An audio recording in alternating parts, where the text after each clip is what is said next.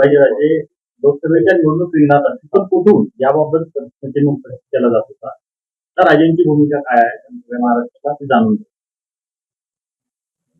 नाही, लोकसभेला उतरायचं हे माझं निश्चित होतं. कोल्हापूर असेल, नाशिक असेल, ही चर्चा त्यावेळी चालू होती. पण ज्यावेळी छत्रपती शाहू महाराज आमचे बाबा कोल्हापूरचे इलेक्शन लढवायचं ठरलं, लोकांची इच्छा असेल त्यांनी इच्छा सुद्धा व्यक्त केल्यावर माझा प्रश्नच तिथे उद्भवत नाही.